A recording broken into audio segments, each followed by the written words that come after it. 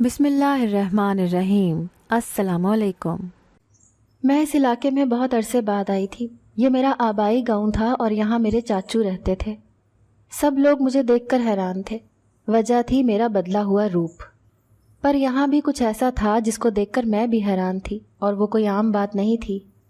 میں نے ان سب عورتوں کو ایک کمرے میں بیٹھنے کو کہا اور باری باری اپنے پاس بلایا۔ جیسے جیسے میں ان کو دیکھتی گئی ویسے ویسے حیران ہی ہوتی گئی۔ پھر جب مجھے اس کمرے سے نکالا گیا تو میں بے ہوش ہو چکی تھی۔ گاؤں والے بھی حیران تھے اور گھر والے بھی۔ جب مجھے ہوش آیا تو سب مجھ سے ایک ہی سوال کا جواب جاننا چاہتے تھے، اور میرے پاس جواب تھا بھی، پر جیسے ہی میں اپنی زبان کھولتی 55 گھر برباد ہو جاتے، کیونکہ وہ راز یہ تھا کہ میرا نام عظمیٰ ہے۔ سب مجھے موٹی عظمیٰ کہتے تھے۔ ہم لوگ خانے وال میں رہتے تھے۔ میری عمر صرف 14 سال تھی، پر میں 28 سال کی لگتی تھی۔ وجہ تھا میرا بھاری بھرکم وجود۔ مجھے کھانے پینے کا بہت شوق تھا، اور میں اکلوتی بیٹی تھی۔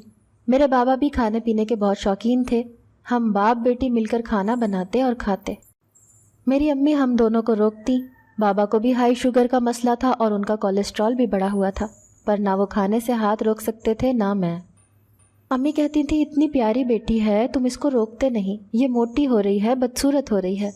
بابا کہتے تھے کہ یہ تو پہلے ہی قبول ہو چکی ہے، اس کو کیا فکر، اسے جینے دو، کھانے پینے سے نہیں روکا کرو۔ دراصل ہم جوائنٹ فیملی میں رہتے تھے۔ میرے بابا سب سے بڑے تھے اور 2 چھوٹے چاچو تھے۔ درمیان والے چاچو نے اپنے بیٹے علی کے لیے میرا رشتہ مانگا ہوا تھا، اور ہمارے خاندان میں رشتے خاندان کے اندر ہی ہوتے تھے۔ علی بہت خوبصورت تھا اور وقت کے ساتھ اور بھی خوبصورت ہوتا جا رہا تھا۔ وہ پڑھائی میں بھی تیز تھا اور میں بھی کم نہیں تھی۔ میں ڈاکٹر بننا چاہتی تھی۔ میرے بابا مجھے آرام سے ڈاکٹر بنا بھی سکتے تھے، ان کے پاس بہت زیادہ دولت تھی۔ میری چاچی ایک بہت ہی زیادہ لالچی عورت تھی۔ یہی وجہ تھی کہ انہوں نے میرا رشتہ مانگا تھا، لیکن اب وہ مجھے کھانے پینے سے روکتی تھی۔ علی بھی مجھ سے دور دور رہتا تھا اور مجھے باتوں باتوں میں کہتا تھا کہ تم نے اپنا کیا حال کر لیا ہے۔ میری ماں اس دنیا سے چلی گئی اور میں ان کے بغیر بالکل اکیلی ہو گئی۔ اب تو میرا وزن 150 کلو تک پہنچ گیا تھا۔ مجھے صرف کھانا کھا کر ہی سکون ملتا تھا۔ میرے بابا بھی بیمار رہتے تھے۔ جب میں 17 سال کی ہوئی تو میرے بابا نے سب کو کہا کہ اس کا میڈیکل کالج میں داخلہ کروا دیا ہے۔ آپ لوگوں کی بھی یہی مرضی ہو تو نکاح کی رسم کر لیتے ہیں، کہ جیسے ہی دونوں بچوں کی پڑھائی ہو تو رخصتی کروا لیں گے۔ پر علی نے صاف انکار کر دیا اور کہا کہ میں ایسی لڑکی سے کبھی شادی نہیں کروں گا۔ اس کی شکل دیکھی ہے، یہ میری بیوی کم میری ماں بھی نہیں بلکہ میری دادی لگتی ہے۔ میرا دل بری طرح ٹوٹ گیا۔ میرے بابا کو بھی بہت غصہ آیا۔ چاچو نے رشتہ توڑ دیا اور کہا کہ ہم یہ شادی نہیں کر سکتے۔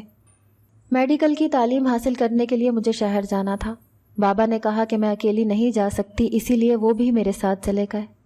میں علی کو بہت پسند کرتی تھی، اسی لیے مجھے یہ سب بہت برا لگا۔ میں نے اپنی پڑھائی پر دھیان دیا اور ڈاکٹر بن گئی، لیکن بابا اس دنیا سے چلے گئے۔ میں نے اپنا وزن تھوڑا بہت کم کیا تھا، لیکن اتنا کم نہیں کر پائی تھی۔ پھر مجھے ایک ڈاکٹر ملی جس نے مجھے بتایا کہ ایک چھوٹے سے آپریشن سے میرا وزن کم ہو سکتا ہے۔ اس نے مجھے ایک جدید چیز کے بارے میں بتایا جو آج کل باہر کے ملک میں استعمال ہو رہی تھی۔ میں بھی اس کو بآسانی استعمال کر سکتی تھی۔ اس میں تھوڑا بہت خطرہ تھا، لیکن اتنا زیادہ نہیں۔ یہ ہماری سینئر ڈاکٹر تھیں جن کے ساتھ میں نے اپنی ڈاکٹری کی ٹریننگ لی تھی۔ میں نے ان کو کہا کہ آپ میرے ساتھ یہ معاملہ کر دیں، اور انہوں نے میرا علاج کر دیا۔ وقت کے ساتھ میرا وزن تیزی سے کم ہونے لگا۔ میرے بابا ہمیشہ سے کہتے تھے کہ تم ڈاکٹر بن کے واپس گاؤں چلی جانا، تاکہ سب کو پتہ چلے کہ حمید کی بیٹی ڈاکٹر بن گئی ہے۔ میں نے بابا سے وعدہ کیا تھا کہ میں واپس چلی جاؤں گی، لیکن میرا جانے کا دل نہیں کر رہا تھا، کیونکہ اب نہ وہاں میری ماں تھی نہ میرا باپ۔ اسی طرح 1 سال گزر گیا۔ میں نے اپنے چاچو کو فون کیا تو انہوں نے کہا کہ بیٹا واپس آ جاؤ، وہاں پہ اکیلی کیا کرو گی۔ وہ بہت اچھے طریقے سے بول رہے تھے۔ اپنے جیسے بھی ہوتے تو اپنے ہی ہیں۔ میرا بھی واپس جانے کا دل کرنے لگا، اور میں نے کہا کہ میں سوچ کر بتاؤں گی۔ ابھی بھی میرے دل میں پرانی یادیں تھیں، لیکن مجھے ایسا لگتا ہے کہ انہوں نے جو کیا وہ بالکل ٹھیک کیا۔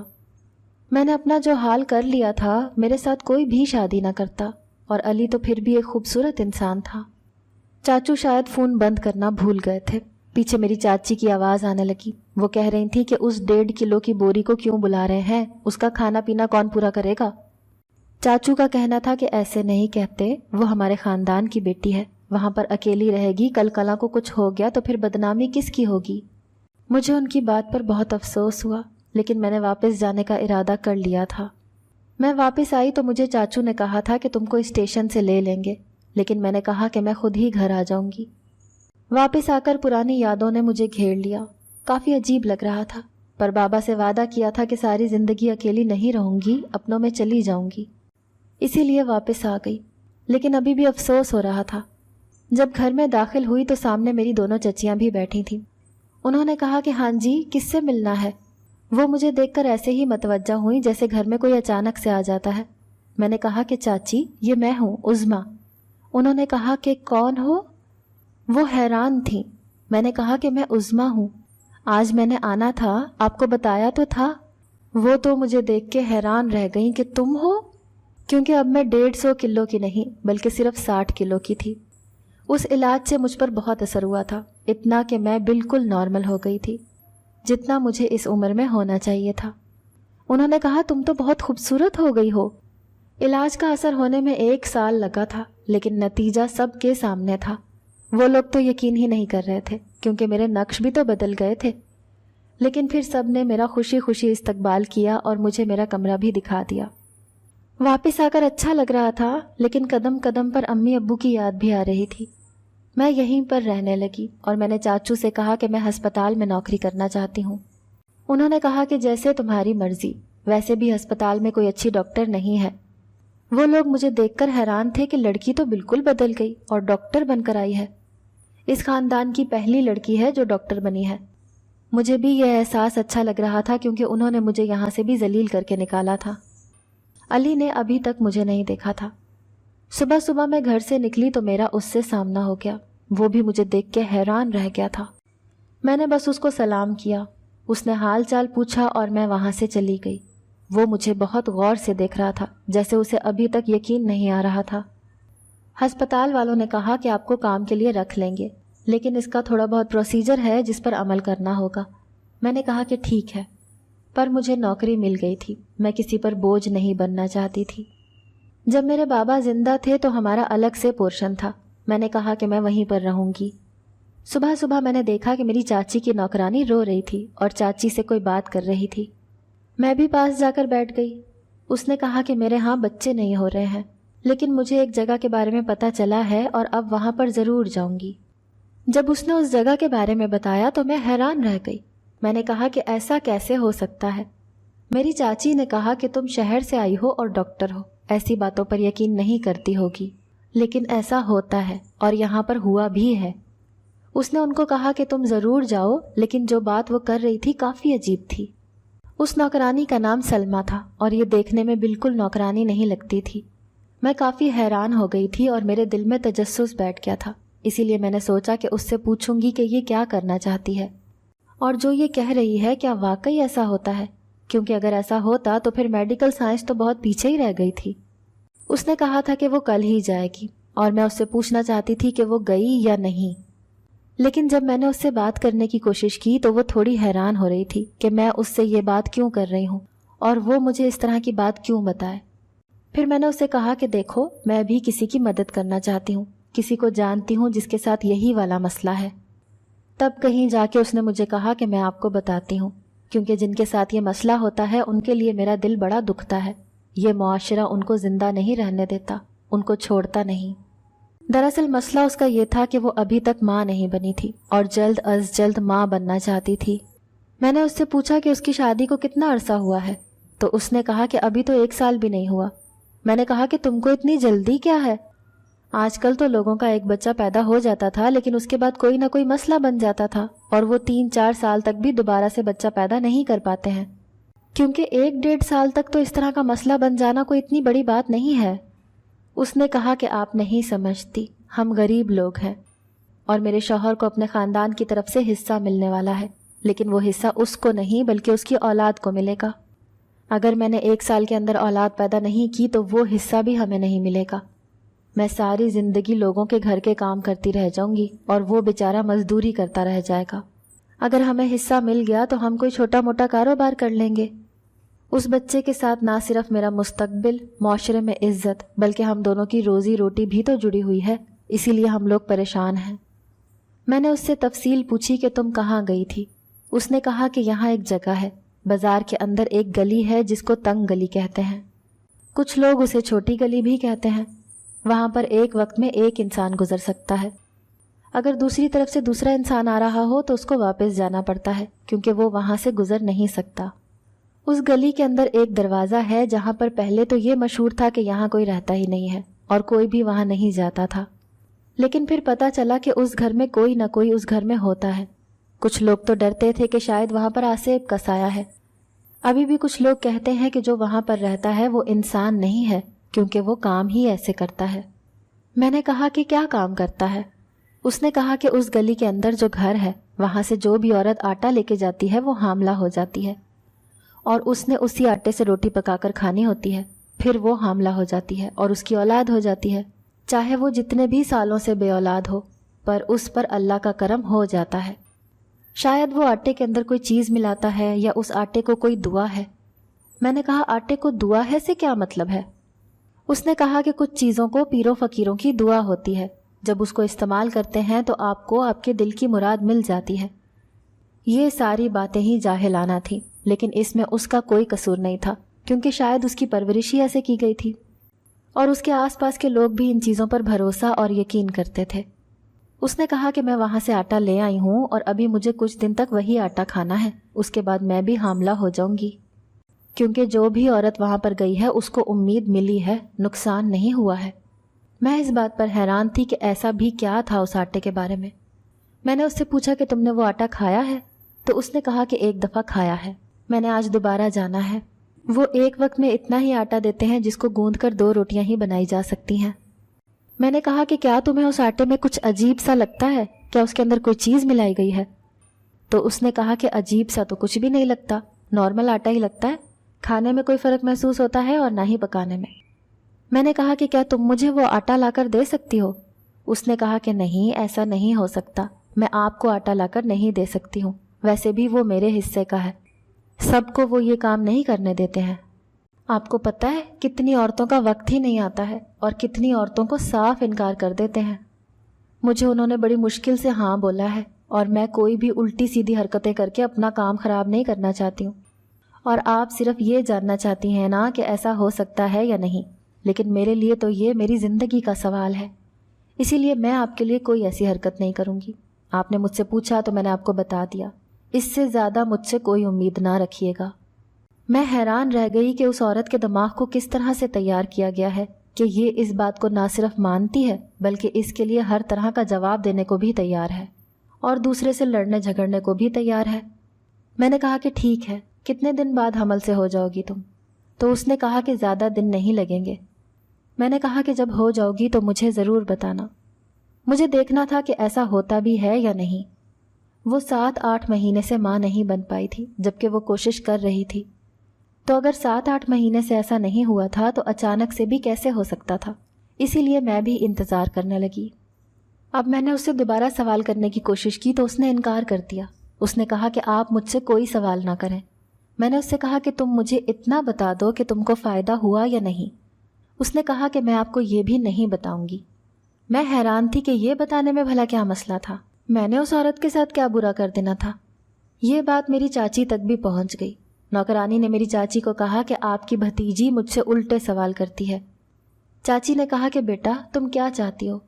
میں نے ان کو کہا کہ یہ جو کچھ بھی کہہ رہی ہے وہ ممکن نہیں ہے، میں پتہ لگانا چاہتی ہوں۔ انہوں نے کہا کہ اس طرح کی باتوں کو چھوڑ دو، دیکھو تمہارا ان ساری چیزوں سے کیا کام ہے، تمہاری شادی بھی نہیں ہوئی ہے۔ وہ کچھ اور ہی سمجھنے لگی تھیں۔ میں نے کہا کہ ایسی کوئی بات نہیں ہے، میں بس اس بات کی تہہ تک پہنچنا چاہتی ہوں کیونکہ مجھے پتہ ہے کہ جو یہ کہہ رہی ہے ایسے نہیں ہو سکتا۔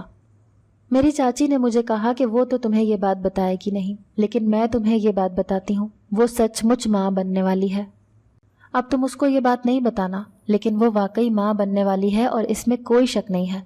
اس نے مجھے خود بتایا ہے، اور صرف یہی نہیں، اس کے علاوہ 50 سے 55 عورتوں کے ساتھ یہی سب کچھ ہوا ہے کہ وہ اس چھوٹی گلی سے آٹا لیتی رہیں اور پھر وہ امید سے ہو گئی، اور اس میں سے زیادہ تر عورتیں گاؤں کی ہیں اور اندرون شہر کی ہی ہیں۔ میں حیران رہ گئی۔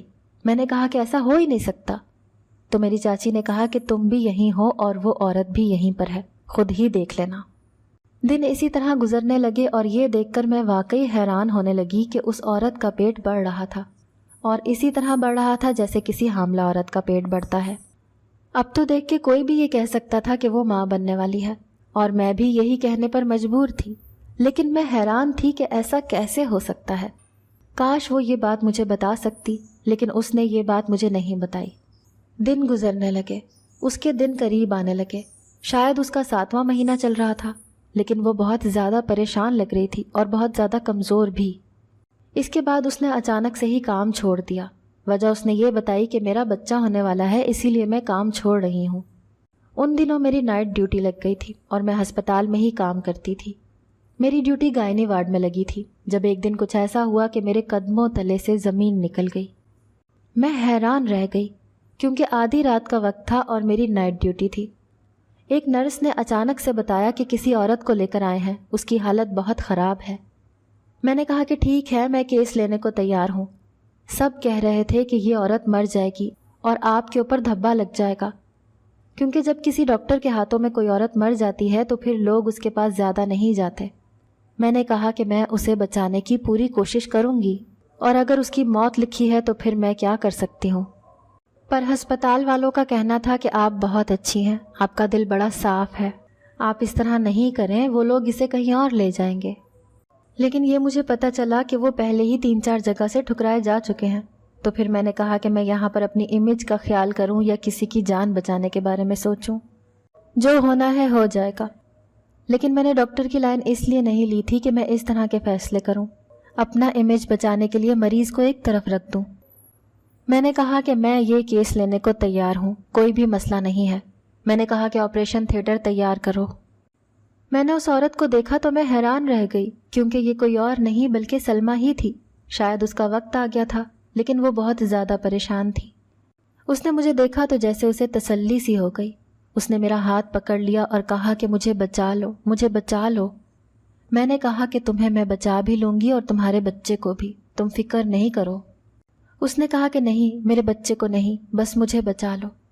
یہ سن کر ہی میں حیران تھی کہ یہ پہلی عورت ہے جو یہ کہہ رہی تھی کہ میرے بچے کو نہ بچاؤ، جبکہ اس طرح کے معاملے میں ماں ہمیشہ یہی کہتی ہے کہ میرے بچے کو کچھ نہیں ہونا چاہیے، چاہے میری جان چلی جائے۔ لیکن یہ بھی ایک انسان تھی، اور جو بھی سوچ رہی تھی یہ بات کی بات تھی۔ میں نے کہا کہ تمہارا آپریشن کریں گے اور سب ٹھیک ہو جائے گا۔ اس طرح کے آپریشن تو میں دن میں 2-4 کر لیا کرتی تھی۔ عورتیں اس طرح کی باتوں سے بہت زیادہ ڈری ہوتی ہیں، لیکن ہوتا کچھ نہیں ہے، سب ٹھیک ہو جاتا ہے۔ مجھے پتا تھا کہ کیا کرنا ہے، اور مجھے یہ بھی پتا تھا کہ سب کچھ ٹھیک ہو جائے گا۔ اس طرح کے کیس میں روز دیکھتی تھی، لیکن مجھے یہ نہیں پتا تھا کہ آج مجھے میری زندگی کا سب سے بڑا جھٹکا لگنے لگا تھا، کیونکہ مجھے کچھ ایسا محسوس ہونے لگا جو کہ معمول کے مطابق نہیں تھا۔ میں تھوڑی پریشان سی ہو گئی، کچھ سمجھ نہیں آ رہا تھا۔ میرے ساتھ جو ڈاکٹر تھی وہ بھی حیران ہوئی، اور جب ہم نے اس عورت کا الٹرا ساؤنڈ کیا تو ہمارے قدموں تلے سے زمین نکل گئی۔ اس کو دیکھ کر کوئی عام انسان تو کیا، کوئی ڈاکٹر بھی یہی کہتا کہ شاید وہ 9 مہینے کی حاملہ عورت ہے، لیکن اس کے پیٹ میں کوئی بھی بچہ نہیں تھا۔ لیکن اس کے پیٹ میں کوئی ایسی چیز ضرور تھی جس کی وجہ سے وہ حاملہ دکھائی دے رہی تھی، اور اسی کی وجہ سے اس کی طبیعت بہت زیادہ خراب ہو گئی تھی۔ ہم نے اس کا آپریشن کیا اور اس کی جان بچا لی، لیکن وہاں کوئی بچہ پیدا نہیں ہوا تھا۔ اس کا شوہر بھی اسے چھوڑ کر جا چکا تھا، کیونکہ اس نے حرکتیں ہی اس طرح کی تھیں۔ اس کی طبیعت تو ٹھیک تھی۔ یہ بات ہسپتال سے باہر نہ نکلے اس کی ہم نے پوری کوشش کی، اور میں اپنے گھر آ گئی۔ میں نے چاچی کو بتایا۔ انہوں نے کہا کہ کیا بیٹا پیدا ہوا ہے اس کے گھر یا بیٹی؟ تو میں نے ان کو ایسی بات بتائی کہ ان کے قدموں تلے سے زمین نکل گئی۔ اس عورت کے پیٹ میں کوئی بھی بچہ نہیں تھا، بلکہ ہوا کا ایک غبارہ تھا جس کو اس کی بچے دانی میں رکھا گیا تھا۔ میرا وزن اچانک سے کم نہیں ہوا تھا، میں بہت زیادہ موٹی ہو گئی تھی اور میرا وزن کم نہیں ہو رہا تھا۔ اسی لیے میں جب شہر گئی تو وہاں پر مجھے ایک ڈاکٹر نے بتایا کہ وزن کم کرنے کے لیے ایک طریقہ علاج اس دنیا میں آ چکا ہے، جو باہر کے ملک میں بہت ہی اچھے طریقے سے کام کر رہا ہے۔ سب اس سے فائدہ اٹھا رہے ہیں، تم بھی اپنے ساتھ وہی معاملہ کیوں نہیں کروا لیتی؟ اور میں نے اپنے ساتھ وہی سب کچھ کروایا تھا۔ اس طریقہ علاج میں جو انسان بہت زیادہ موٹا ہوتا ہے، اس کے معدے کے اندر ایک غبارہ جس کو بیگ کہتے ہیں فٹ کر دیا جاتا ہے، اور خوراک اس کے اندر ہی جاتی ہے۔ اس کو ایسا لگتا ہے کہ اس نے تھوڑی سی خوراک کھائی ہے لیکن اس کا پیٹ بھر گیا ہے، کیونکہ یہ غبارہ اس کے معدے سے چھوٹا ہوتا ہے۔ جب وہ تھوڑا سا کھانا کھاتا ہے تو ایسا لگتا ہے کہ اس نے پیٹ بھر کر کھانا کھا لیا ہے اور وہ مزید نہیں کھاتا، اور 1 سال تک اس غبارے کو اندر رکھنا ہوتا ہے۔ 1 سال کا کورس ہوتا ہے، اس کے بعد آپ کا وزن کم ہو جاتا ہے اور اس غبارے کو نکال دیا جاتا ہے، اور اس کے ساتھ ہی آپ کو کم کھانے کی عادت بھی پڑ جاتی ہے۔ میں نے یہ طریقہ علاج کروایا تھا جس کی وجہ سے میرا وزن کم ہو گیا تھا اور میں بہت زیادہ دبلی ہو گئی تھی، کیونکہ میں نے اس کو نکلوانے کے بعد بھی اپنے اوپر کافی کنٹرول کیا تھا۔ یہاں پر تو یہ معاملات تھے کہ جو غبارہ معدے میں رکھا جاتا تھا وہ یہاں پر ایک پاگل ریٹائرڈ ڈاکٹر عورتوں کی بچے دانی میں رکھ رہا تھا اور ان سے بہت سارے پیسے لے رہا تھا۔ ان کو یہی کہتا تھا کہ ان کے ہاں حمل ٹھہر گیا ہے۔ جب ہم نے اس عورت کا آپریشن کیا تھا اس کے پیٹ سے وہ غبارہ ملا تھا اور اس کے ساتھ اتنا معاملہ خراب تھا کہ اگر وہ اس کے اندر ہی پھٹ جاتا تو اس کے پورے جسم میں زہر پھیل جانا تھا۔ اس کو ہم نے بچا لیا، لیکن بعد میں جب اس جگہ پر پولیس کو بھیجا گیا اور پتہ کروایا گیا کہ یہ سب کچھ کیا ہو رہا ہے تو پتہ چلا کہ وہ شخص عورتوں سے لاکھوں روپے بھی لے رہا تھا۔ عورتیں حاملہ ہونے کے لیے اپنا سونا، زیور سب کچھ دے رہی تھیں، اپنی ساری جمع پونجی وہ اس کے قدموں پر لٹا رہی تھیں، اور آٹے کا تو صرف نام بنا ہوا تھا، آٹے والی بات کو تو صرف استعمال کیا جا رہا تھا۔ اس کا اس سب کے ساتھ کوئی تعلق نہیں تھا، بلکہ وہ آٹے میں ایسی دوائی ملا دیتا تھا جس سے عورتوں کو درد نہیں ہوتا تھا اور بار بار الٹی آتی تھی، اور وہ بیوقوف عورت یہ سمجھتی تھی کہ الٹی آ رہی ہے کیونکہ ہم ماں بننے والی ہیں۔ جب تحقیق کی تو یہ بھی پتہ چلا کہ یہ 55 عورتوں والی بات بھی جھوٹی تھی۔ ایسا اس نے 55 عورتوں کے ساتھ نہیں کیا تھا، 810 عورتوں کے ساتھ کیا تھا، جس میں سے 3 عورتیں اپنی جان سے بھی جا چکی تھیں اور 2 عورتوں نے اس کے اوپر کیس بھی کر رکھا تھا۔ جب اس آدمی کی شکل دیکھی تو میں حیران رہ گئی۔ وہ تو ایک بوڑھا آدمی تھا جو اپنی زندگی کے 30 سال ایک ہسپتال میں گزار چکا تھا، لیکن اس کے بعد اس نے یہ کام کیا، وہ بھی صرف پیسوں کے لیے۔ میں بھی حیران تھی اور میری چاچی بھی کہ اس دنیا میں کیا کچھ نہیں ہوتا ہے۔ لوگ پیسے کمانے کے لیے تو لوگوں کے جسم سے گردے اور خون بھی چوری کر لیتے ہیں، تو پھر یہاں پر تو یہی سب کچھ ہو رہا تھا۔ خوشی کی بات یہ تھی کہ وہ شخص پکڑا گیا تھا اور اس کا راز کھل گیا تھا، اور اب کوئی اور اس کے ہاتھوں بیوقوف نہیں بنے گا۔ لیکن ابھی بھی حیران ہوں کہ وہ یہ سب کچھ کیسے کر رہا تھا۔ اس کے بعد مجھے احساس ہوا کہ جب ہم لوگ ڈاکٹر بنتے ہیں اور بڑے بڑے شہروں کے بڑے بڑے ہسپتالوں میں کام کرنے کے خواہش مند ہو جاتے ہیں، یہی تو ہم کتنا غلط کرتے ہیں۔